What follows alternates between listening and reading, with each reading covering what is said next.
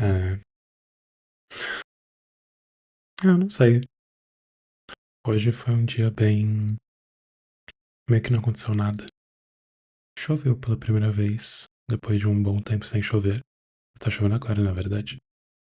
Então, isso foi bom. Eu consegui terminar o livro ontem, apesar de que eu estava morrendo de sono. Eu meio que me arrependi no meio, porque eu acabei ficando com bastante sono antes do final do livro. Então eu sinto que eu não consegui absorver tudo que eu queria. Apesar de o final do livro definitivamente ter menos pra absorver do que eu gostaria. Assim, o livro termina com a história bem intencionalmente incompleta. Dá pra ver que a ideia era não entregar tudo que um leitor iria provavelmente perguntar sobre.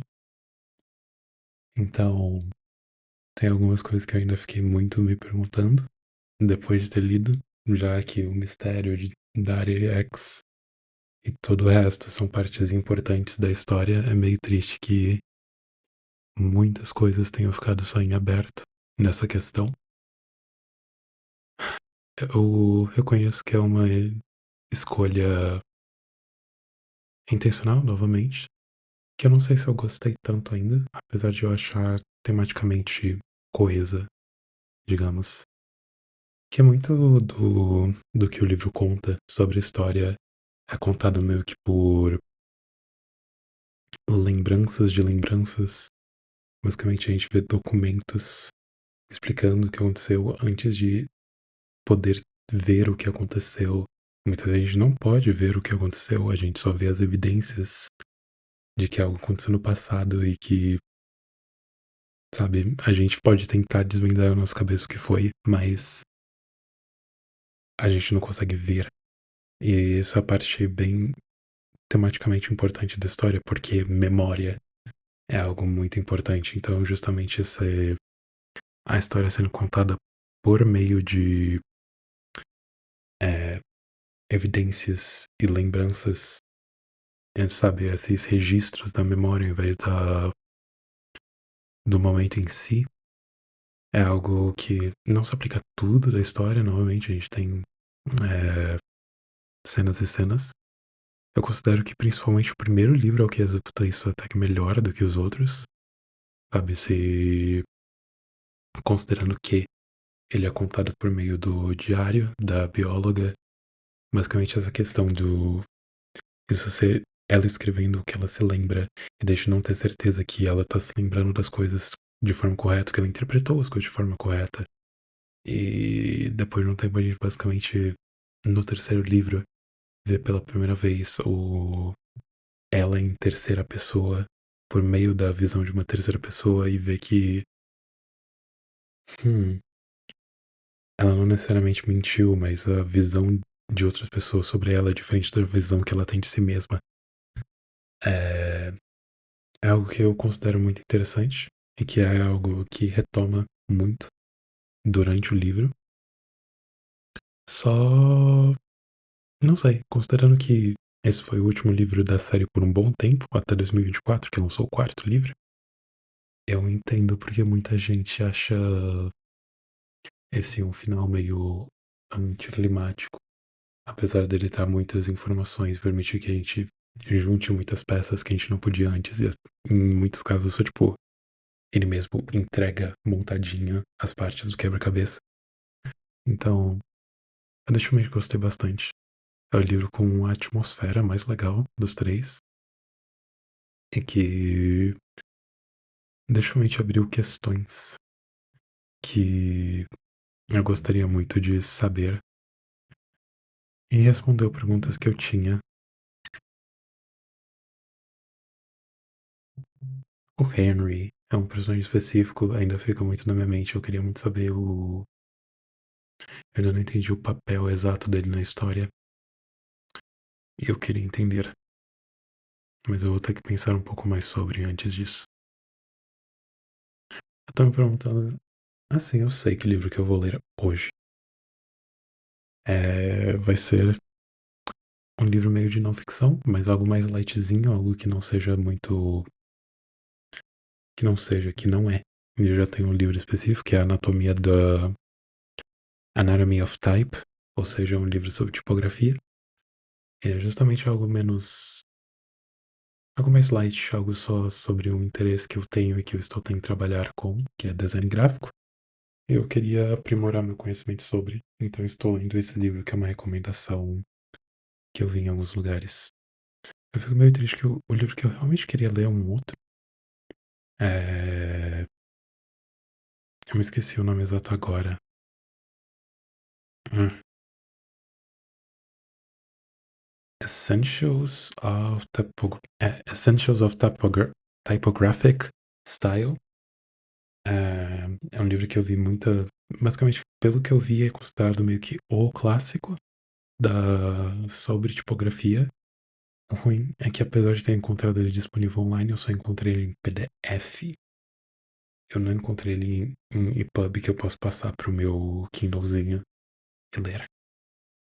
Então, meio que se eu for ler, eu vou ter que ler pelo meu computador, o que tá bom, só não é o ideal. E quer dizer que eu praticamente não vou poder ler ele como na meia-noite, no meu horário de sem telas, sem ser o Kindle, porque o Kindle tecnicamente é uma tela, mas enfim. Mas vai ser assim mesmo. Ambos são livros mais curtos. Assim, mais curtos entre aspas, né? O que tem mais imagens, que tem menos texto. Por isso são leituras faceizinhas e que não são tão complicadas de entender. É só, tipo, realmente me introduzir ao significado de certos termos que eu não necessariamente sabia e aprimorar meu entendimento de como identificar e como categorizar fontes e tipografias e letras, enfim. Eu tô animado pra saber mais sobre. Vai definitivamente algo que vai entrar no meu trabalho, então é sempre bom. É, depois eu talvez tente ler alguma coisa mais sobre composição de imagem, sabe? Composição, estrutura da imagem. Mas vamos ter que ver. Por enquanto eu vou ler esse. Talvez também não leia ele todo, porque ele é meio. Dizem que ele é meio repetitivo, porque ele é basicamente uma introdução de 100 fontes diferentes explicando as características e te permitindo entender os padrões e as coisas sobre cada uma. E ok, mas faz sentido que eles fariam isso, mas também meio que preciso ver todas as 100 fontes. Ler sobre todas as 100 fontes é meio. Então eu talvez só passe para outro livro mais intrigante e interessante depois. Só que por enquanto não. Eu não sei qual eu vou ler depois desse. E é isso. Hoje eu, obviamente, não fiz nada além de trabalhar meu portfólio. Eu tenho mensagens que eu tenho que responder no WhatsApp e afins, mas estou com tanta preguiça. Estou com tanta preguiça de falar com qualquer pessoa. Eu não abri o WhatsApp uma vez hoje, apesar de ter mensagens que eu não vi, que eu preciso. Mas, meu Deus do céu, eu não quero mais. Eu também confirmei que eu vou finalmente ter folga na metade desse mês, o que é bom, o que é ótimo. Eu estou em um estado de burnout faz umas semaninhas e eu não fiz nada sobre. Agora eu fiz. Então eu vou poder descansar.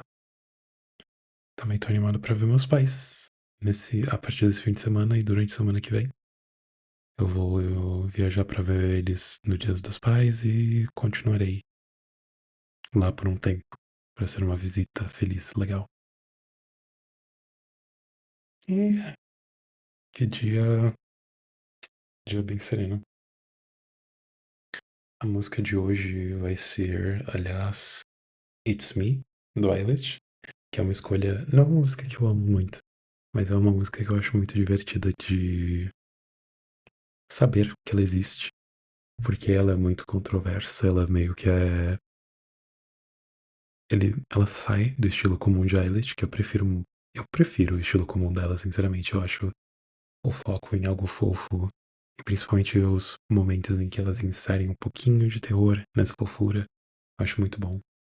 Eu quero muito ver elas fazerem algo mais focado em terror, sabe? Esse terror mais espaços luminares que elas reverenciam de vez em quando, mas nunca fizeram um conceito inteiro baseado nisso. Eu quero muito que elas façam. Mas It's Me não tem nada a ver, é música de rave, basicamente. Por isso que ela é muito controversa. Ela também é parte de. É que assim, Eilish é da mesma empresa que Cat's Eye. Sabemos como Cat's Eye está. Cat's Eye está num momento bem ruim para a reputação delas, assim como a Le Sserafim, que é o outro grupo mais famoso dessa mesma empresa. Então temos esses três grupos que, em momentos, basicamente no mesmo momento, fizeram coisas diferentes do que é o costume delas. E, tipo, também estilos similares entre si. Essas diferenças são muito similares, sabe? Um foco mais em música de rave, agitada. Pink Up, que é da mesma época de It's Me, que é da mesma época de. Eu me esqueci a música do Le Sserafim. Mas é basicamente algo que, tipo, dá pra ver que foi corporativo, planejado, o que é K-pop, né? Então sempre seria. Não é algo só do K-pop, o pop inteiro é assim, mas. Enfim, é sempre algo corporativo planejado.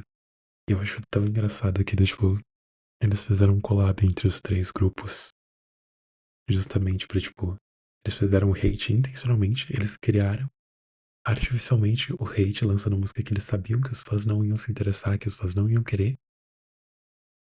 E aí elas fizeram um collab pra justamente servir de comentário pra esse hate. Tipo, eu sou I am iconic by mistake, porque vocês me odeiam. Tipo, é um negócio tão vergonha alheia. É tão vergonha alheia, é tão engraçado. Eu acho muito legal. E sinceramente eu gosto das músicas. Eu gosto, principalmente de It's Me, porque dos três grupos, Eilish é o meu preferido. E também elas misturam um pouco da vibe fofa que elas já tinham. Um negócio mais brilhinhos e tudo mais nesse estilo de rave. Então, sabe? E a coreografia também. A coreografia desse grupo sempre é ótima. Então, eu gosto de It's Me. Apesar de todo mundo do Twitter odiar aquela porra. E todo mundo no YouTube achar. Parece nem se importar sinceramente com o que a música é. Elas só fizeram uma campanha, aquelas campanhas de fã de K-pop de vamos fazer esse vídeo chegar a 100 milhões. E o vídeo tem mais de 100 milhões de visualizações. Eu acho que é o clipe delas com mais views. Que foi algo. Não foi algo naturalmente que aconteceu. De tipo, as pessoas amaram essa música, não. Os fãs fizeram uma campanhazinha pra fazer com que acontecesse. O que eu. Não é nem pra cá nem pra lá, né? Não. Que foda-se pra mim. Mas é a música delas que eu tenho ouvido mais comumente recentemente. O que é triste, eu prefiro Magnetic e eu prefiro Cherish, My Love. É... Mas It's Me está sendo a música que eu tô ouvindo mais comumente recentemente. E ela é divertida, ela é boa. Eu nem vou fingir que ela não é, porque ela é. Elas também fizeram uma segunda abertura. Elas já tinham feito a abertura para um anime no passado. Eles lançaram recentemente uma segunda para um outro anime chamada Bubby. A música, não o anime. Então, talvez você assista um anime, sinceramente, um anime de garotas mágicas que nem parece ser tão uau, mas ele parece fofo. Então, quem sabe no futuro. O que eu sei é que eu gosto da música. É um J-pop fofinho, bem normal. Eu gosto bastante, pra falar a verdade, o foco delas em fazer algo pra fazer músicas pro público japonês. Algo que, obviamente, é comum pra grupos de K-pop, só que elas parecem ter um foco um pouco maior do que geralmente eu vejo esses grupos tendo. E combina, porque elas têm bastante expressão em J-pop e gêneros comuns do Japão em geral. Então, enfim, eu. É, hoje foi um dia bem sem eventos, mas que deu pra eu apreciar obras legais e ler. Ah, só uma última coisa que eu comentei com a Maia. Oi, Maia. Que eu estaria vendo os vídeos sobre Model Land do YouTube. Agora que eu terminei o livro. Eu tenho um vídeo específico que eu queria ver de uma youtuber que eu gosto. Eu esperava que fosse ser um vídeo mais sobre o impacto, sabe, é, da cultura pop que o livro teve. Barra não teve, porque o livro foi por um bom tempo desconhecido. Mas justamente eu pensava que que o vídeo ia ser sobre isso, mas não é um resumo da história. Então eu só assisti, tipo, no máximo uns 10 minutos do vídeo e cliquei fora, apesar dele ter bem mais do que 10 minutos. Porque eu já li a história, né? Eu não preciso de um resumo da história. Então, é, mais nada a declarar.